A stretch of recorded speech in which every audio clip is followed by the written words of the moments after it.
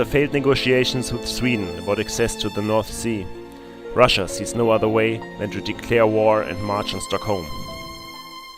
When his scouts report Swedish troops on a nearby hillside, the Russian general cannot afford to let them get into his rear and decides to engage. Battle is about to begin.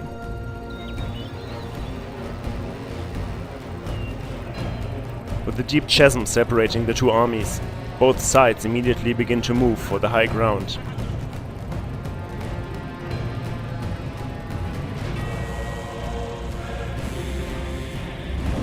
The Swedish men are ordered to run, but they will need to rest before being able to fight at full strength, negating the advantage of reaching their positions earlier.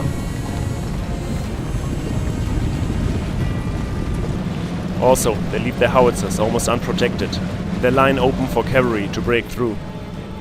However, as the Russian general doesn't see any enemy light infantry, he suspects a trap and holds the horsemen back. When the enemy army moves further out of their range, the Swedes are forced to reposition the artillery and two skirmisher units that indeed had been lying in ambush. But the Swedish leader has another ace up his sleeve. He dispatches two hidden units of light cavalry through the woods behind the enemy force.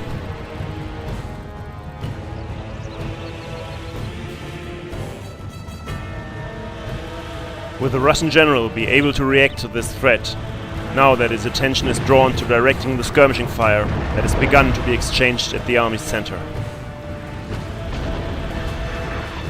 Here, Sweden pays the price for the trap that has failed before. While their howitzers are still moving into range, the Russian unicorns are already in place to support the infantry engagement.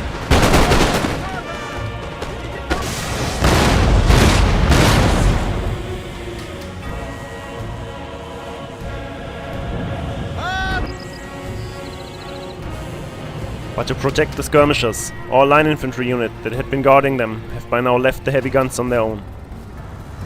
This makes them perfect prey for the Swedish horsemen, who now start to move in for the kill.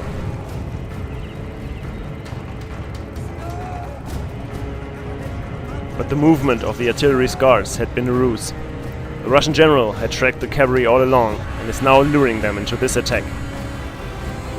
And so, Russian lancers are ready to intercept them. With no chance of either getting away or withstanding the lancers' downhill charge, they're out within seconds.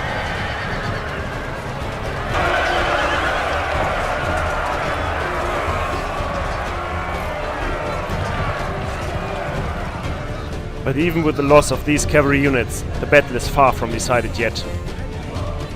The Russians, eager to push the attack, advance their line but are forced to a halt by heavy enemy howitzer fire and canister shot from the cannons in the center.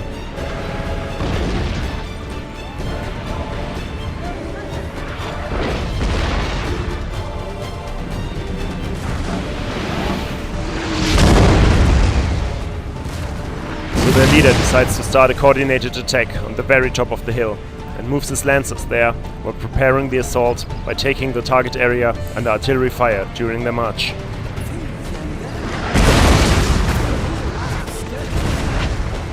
Finally, they arrive and move into position for another devastating downhill charge.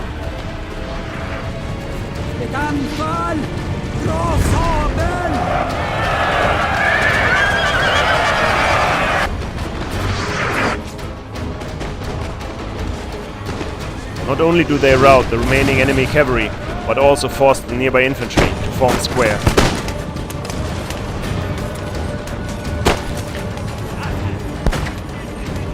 This makes them easy artillery targets and reduces their firepower against the advancing Russian line.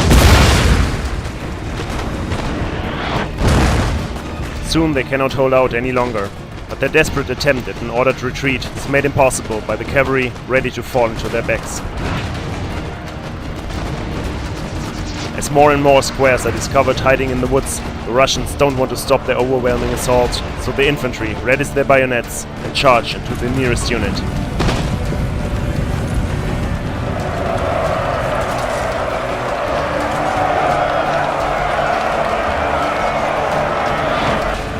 Fighting their way down the slope, they overwhelm one enemy after the other.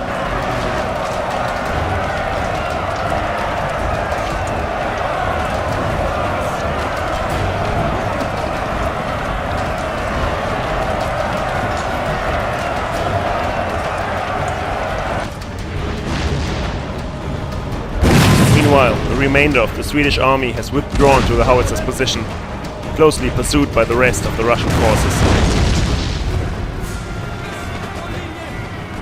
The final charge, the Swedish general bravely gives his life, but still his men fight on until finally overrun themselves.